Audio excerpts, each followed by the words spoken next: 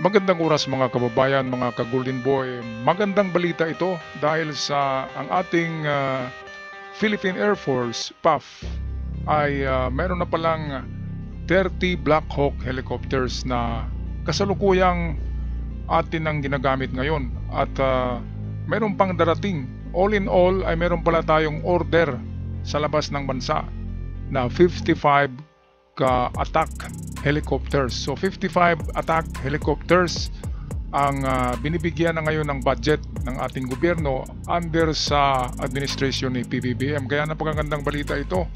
At dito rin sa bidyong ito ay sasagutin ni Admiral Vincent Trinidad, ni Roy Vincent Trinidad, yung ating Philippine Navy Admiral. Sasagutin niya kung kailan ba talaga tayo lalaban sa China ng harap-harapan diyan sa WPS. At para sa courtesy video na ating bibigyan ng reaksyon ngayon, narito ang ating kaibigang Good News PH, atin panoorin. Good news mga kabayan, matapos ang delivery ng 5 mga bagong Black Hawk helicopter sa Pilipinas nitong Agosto lamang. Ayon sa open source, ang bagong batch ng delivery ng mga karagdagang S-70i Black Hawk combat utility helicopters mula sa Poland ay parating na sa Pilipinas. Ang mga ito ay isinakay sa Antonov AN-124. Ito na ang magiging ika-4 na delivery. Sa kasalukuyan, 30 mga Black Hawk na ang nasa serbisyo ng Philippine Air Force. 5 dito ang parating at may 12 pang i-deliver sa Pilipinas. Sa kabuuan, magkakaroon ang Pilipinas ng 47 mga S-70i Black Hawk helicopter. Akala nyo wala na? Meron pa. Naglabas ng pera ang gobyerno ng Pilipinas upang bayaran ang 8 mga Subaru Bell 412 EPX combat utility helicopters na binili ng bansa sa Japan. Ito na ang panghuling bayad o full payment para sa nasabing mga helicopter. Okay, so meron pala tayong dalawang klaseng attack helicopters. Ito yung kinuha natin sa Japan, brand new din yan. Brand new, yung Subaru ay napakagandang attack helicopters ng Japan yan. Bagong modelo. Lalo na yung Black Hawk helicopters coming from Poland, diba? Yung Black Hawk yung ginagamit ng Amerika eh. Napakagandang attack helicopters. Kaya meron na tayong 30 pala ngayon na attack helicopters na ginagamit na. At ayon sa balita ni Good News PH ay meron tayong 55 na in-order sa labas ng bansa. Hindi yan mga sikanhan, hindi yan mga bigay lamang, kundi yan ay pinaglaanan talaga ng budget ni PBBM. Naku, magkano ba ang isang helicopters? Isa dollars nga, mukhang napakamahal niyan eh. Siguro sa peso ay aabot yan ng halos nasa 1 trillion yung mga Black Hawk. Kaya saan kumuha si PBBM ng pera, di ba? Mga kababayan, ang utang ni PBBM ay 3 trillion lang eh. Magmula nang siya ay umupo. Pero ang ating binibili ngayon na kagamitan sa panggira ay grabe. Trilyones na ang mga halaga, lalo na itong mga Black Hawk helicopters. At hindi lang yan, meron pang darating ha. At 55 lahat yan bago. Hindi yan mga sikanhan, hindi yan mga bigay. Yan talaga ay binili natin. Napaka good news. Alright, patuloy tayo sa video courtesy sa atin ni Good News PH. Ang mga Subaru Bell 412 EPX combat utility helicopters ang magiging katuwang ng mga S-70i combat utility helicopter ng bansa. Sa suma total, magkakaroon ang Pilipinas ng 55 mga branyo at dekalidad na mga helicopter. Ayan. Sa hinaharap, ihayag naman ng US Marine Corps Commandant General Eric Smith na ang susunod na digmaan ay nalalapit na. Anong bansa kaya ang tinutukoy na makakalaban ng US Marine Commandant? Venezuela, Russia, North Korea o China? Nako, mukhang wala doon sa binanggit. Wala yata sa hindi yata magipag-giyera diyan ng harap-harapan ng Amerika sa Russia. Kasi gumagamit lang ang Amerika diyan ng proxy. Yun yung Ukraine. Kaya itong sinabi ng general dito na the war is near coming at sigurado yan, ipalagay ko talaga to, dito talaga to sa West Philippine Sea, dito sa South China Sea na karagatan, or sabihin natin Philippines, Taiwan versus China war, at nasa likod natin yan ang mga Amerikano na ito. Ang Amerika ay nasa likod, naka-back up talaga yan, tutulong talaga yan, lalo na malaki ang makukuha nilang pabor dito sa Pilipinas kapag narito sila at libre ang Indo-Pacific, free ang karagatan ng WPS, ay malayang makapaglalawig ang mga battleship aircraft carrier ng Amerika. Kaya yan ang sinisigurado ng Amerika na hindi makontrol ng China ang ruta diyan sa WPS. Kasi diyan nga dumadaan yung mga barkong pandigma nila di ba? Pagpupunta sila ng Mediterranean ay dadaan din diyan. Ang India ay ganun din, dumadaan din diyan. Kaya ito ay commercial route ang WPS, ang China Sea na tinatawag. Kaya kabado tayo dito. Kasi nga sabi ng general ay mukhang malapit na. Di ba mga kababayan? Kaya dasal lang tayo na sana ay malayo pa yan o hindi talaga mangyari. Balik tayo sa video. Venezuela, Russia, North Korea o China. The Marines here today are cut from the same cloth as those who seized Tarawa, withstood the cold of Korea, and fought through the streets of Iraq and the mountains of Afghanistan. And the next fight is coming. Trust me, it's coming. Across battlefields, our character has never wavered. Just as the nature of war, the clash of wills, the test of fortitude, the demand for discipline remains the same. To our Marines here today and around the world, I could not be more proud of you. Sa iba Ito. Balikan natin yung sinabi ng US Marines pala ito na Corps. Sabi niya ay kung saan sana sila nakarating North Vietnam, kabundukan ng Afghanistan, sa Iraq, at kung saan-saan pa nalupalop na may gera ay sila yung pinapadala Kaya dito sa Pilipinas, ganun din. US Marines, talagang yan ang pambato ng Amerika ang US Marines. Kasi kahit sa himpapawid, marunong sila parachute. Sa kalupaan, sa karagatan lalo na. Kaya ang Philippine Marines, yan ang pinakatanyag at pinakasikat na membro ng Armed Forces of America sa USAF. Kasi napakagaling. Kaya nga mayroong kasabihan na tell it to the Marines. Ayan mga kababayan. So, the next fight is coming for the US Marines. Hindi lang nila sinabi, baka dito talaga yan sa atin, sa karagatan ng WPS. Kaya, pagdasal lang natin ng sabay-sabay na sana lalamig ang ulo ng mga inchik. Kasi hindi naman talaga aatake ang Amerika. Maghintay lang tayo, defensive lang tayo Kaya kung lalamig ang ulo ng inchik, wala nang gulo. At wala nang mamamatay dyan sa WPS. Ngayon, ito yung palaging tinatanong kung bakit palagi lang tayo binubuli sa South China Sea, sa WPS. Bakit hindi tayo lumalaban kahit na binubundol tayo? Ang direktiba pala ni PBBM ay kapag merong namatay na isang man of uniform diyan sa WPS, o kahit siguro mangingisda, kapag merong namatay diyan na sadyang binaril o sadyang binundol nitong mga inchik, ay diyan na natin tatawagin ang Mutual Defense Treaty. Invoke the Defense Treaty with America, Mutual Defense Treaty. At agad-agad, tutulong na sa atin at pupunta na ang Amerika. Kapag yan lang ang hinihintay ng Amerika Isang press of the button lang yan Isang tawag lang yan ni PBBM kay Donald Trump na i-invoke na, tulungan na tayo. Invoke the Mutual Defense Treaty, ay pupunta na dito ang Amerika. Automatic na yan mga kababayan. Balik tayo sa video courtesy ni Good News PH. Ibang balita naman, ang tanong, ano ang red line? Ito ngayon ang salitang tinatanong ng karamihan sa ating mga Pilipino sa patuloy na agresyon ng China sa West Philippine Sea. Ayon sa Philippine Navy, kapag may namatay na Pilipino dahil sa agresyon ng China sa West Philippine Sea, dito na papasok ang usaping 1951 Mutual Defense Treaty sa pagitan ng Pilipinas at Amerika. Yes, sir. Ano ho yung red line na sinasabi para magbago ng taktika ang ating mga tropa? Ang pinaka bottom line natin na binanggit ng ating Commander-in-Chief is the death of a Filipino due to coercive and aggressive actions by the Chinese Coast Guard, the PLA Navy, or the Maritime Militia. So when we say red line, the moment you cross that line, there's no turning back. Ibig sabihin, mag-iiba na ang dynamics.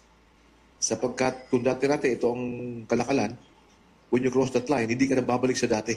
Kasi nag-iba na because of certain conditions that have been violated. Naku, napakagrabe pala no mga kababayan. Kapag nangyaring may namatay na isang Pilipino sa karagatan dahil sa coercive action o itong grabe na panghimasok ng China, kapag sinadya talaga na pinatay nila, hindi yung nalunod lang yung sinadya talaga, ay mag-iba na pala ang color diyan, mag-iba na ang plano diyan. Kasi invoking the Mutual Defense Treaty with America ay maiba na kasi pupunta na ang Amerika dito. At yan ay giyera na. Kaya maiba ang kulay, maiba ang style diyan sa WPS, hindi na habulan-habulan, hindi na cat and mouse, kundi bakbakan na talaga. Kaya nako, parang ma-repeat yung history. History will be repeated. Yan palagi ang nangyayari. Kung ano yung nangyari noon ay pwedeng babalik. Kaya maghanda lang tayo mga kababayan dahil dito sa palaging binubundol tayo ng China, iba ka nga merong mapisat na isang Pilipino dyan ay invoking the US Mutual Defense Treaty na. At maiba na lahat kasi hindi na cat at mouse, hindi na habol-habol dyan, kundi barilan na ang mangyari dyan. At i-standby na dyan ang mga aircraft carrier ng Amerika. Mga submarino, magkagulo-gulo na. Makikita natin oras-oras may lilipad na jet plane, na helicopters, may sasabog na malaking pagsabog. Diba? May lilipad na missiles. Maiba na ang picture ng kalangitan at karagatan, mga kababayan. Nakakatakot yan. Kasi alam naman natin na marami-rami ang China. Marami sila. So matagal-tagal maubos ang mga tsikwa na yan. Pero maubos din yan. Matagal-tagal nga lang kasi ang dami-dami. Pero kung mag-revolt inside the China, yung internal nila, unrest, kapag yung mga general na tinanggal doon ay mag-revolt, hindi na mangyayari itong ating predict yung sinasabi ng general kanina. Hindi na mangyayari yung the next fight is coming. Hindi na yun mangyayari. Kapag mga mismo Chinese people ang people's power sa China at bitayin niyang si Xi Jinping ipakain sa mga pating, di ba? Ay hindi na matuloy itong, kasi kung matuloy yan, kawawa ang China, milyon-milyon ang mamatay sa kanila, matulad sila sa Hiroshima at Nagasaki. Nahuhulugan, sabi nga ni Donald Trump, nasa Amerika pa rin ang pinakamalaking bomba. Wala sa Russia, wala sa China. At ang Amerika pa rin ang may hawak ng pinakamodernong kagamitan na panggera. Kaya kapag hinulog yan ng Amerika, ang mother of all bomb na tinatawag, ay nasa Amerika yan . Kapag ihulog yan, isang hulog lang yan, tapos ang gira. Kasi lahat ng tao sa China ay iiyak, ihi, mawawala ng buhok at kuko, sunog, agnas, asin. Yun ang mangyayari sa kanila kapag sumabog ang pinakamalaking nuclear bomb ng Amerika. Kaya yan ang ipagdasal natin kasi kawawa naman yung mga inchik na walang kinalaman sa gira. Meron namang mga inchik doon na talagang farmer lamang, di ba? Nagtatrabaho lamang. Okay lang kung yung babagsakan ng bomba ay yung mga military ng China. At doon mismo sa palasyo ni Xi Jinping para mauuna siya magiging asin, mga kababayan, di ba? Kaya walang ibang mag-control nito ay ang ating Panginoon pa rin. Kaya pagdasal natin na hindi matuloy ito kasi grabe, sobra talaga kapag natuloy yan, mga kababayan. Hindi na tayo makakain ng 3 beses isang araw kasi palagi na tayo niyan tumatakbo. Okay, so ito, patuloy natin ang video courtesy sa atin ng Good News PH. Sinabi pong namatay, pwede po bang ma-rule out ng aksidente? Kasi may pattern ng incidents na binabangga. So kung may mamamatay na tropa ang Pilipino dahil sa pagbangga, ang obvious conclusion, hindi pwedeng aksidente yon. Kasi binabangga talaga nila eh. So pag may namatay sa bangga, sinadya yun. So red line po ba yun? The details on that led to the death of a Filipino, whether accidental or sinadya, whether ang gumawa ay Coast Guard, Gray Ship, ng PLA Navy, o ng Maritime Militia, would have to be discussed at the higher level of government, most likely the National Maritime Council. So hindi level ng AFP, hindi level ng Navy, NMC level yan, and yung ating National Command Authorities. Nabanggit niyo po yung gray ship, meaning the Navy, military, at yung maritime militia, nagpapanggap na civilian, at saka yung Coast Guard na nagpapanggap na Chinese Navy. Ano po ang difference? Sa red line at sa sa panuntunan ng mga sundalo kung paano mag-react, are the differences the same? Hindi natin dinidistinguish kung what caused the death. Was a Gray Ship, a Coast Guard, or a Maritime Militia. The statement of the Commander-in-Chief was very clear. Pag may namatay na Pilipino, that is a red line that will start the ball rolling for discussions of invoking the MDT. Ayan, so kapag may namatay na Pilipino, basta't ang pumatay ay inchik dyan sa WPS, kahit militia vessels lang or militiamen ang pumatay sa isang Pilipino sa WPS, ay walang nang ibang gawin kundi invoke the Mutual Defense Treaty with America, dahil ito nga yung direktiba ni PBBM. Pero ayon kay Trinidad, itong si Roy Vincent, ay pagmitingan pa daw yan ng Higher Council.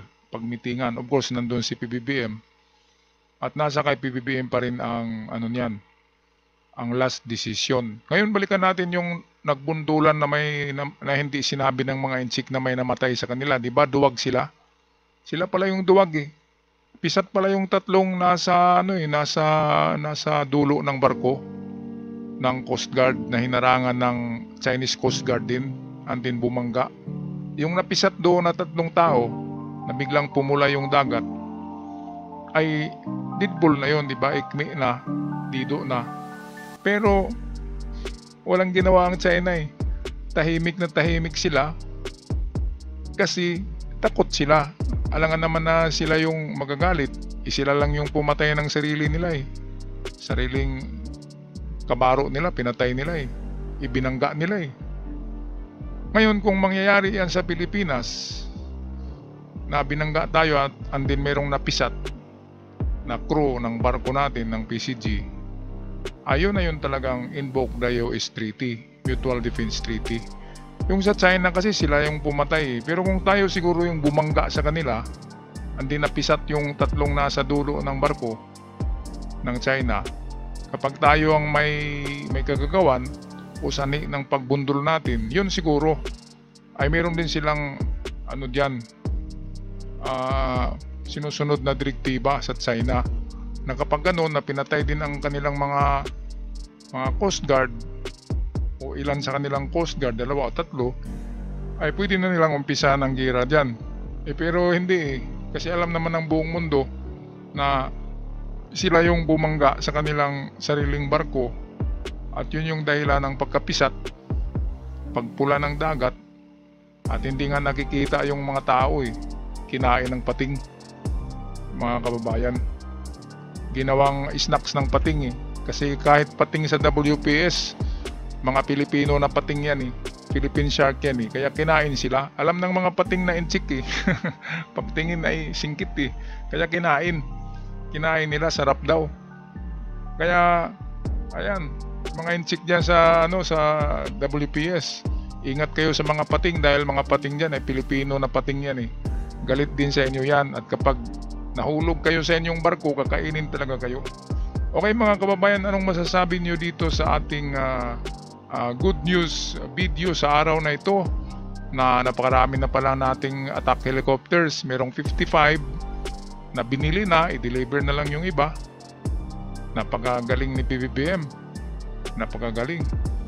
At itong sinabi naman ni Admiral Roy Vincent Trinidad na merong red line, merong hangganan ang pasensya kapag may nadido na isang Pilipino sa WPS. Alright, pag-comment na lang sa ating comment section ang inyong gustong sabihin At sa mga bago pa lamang sa channel, huwag kalimutan mag-subscribe. Maraming salamat.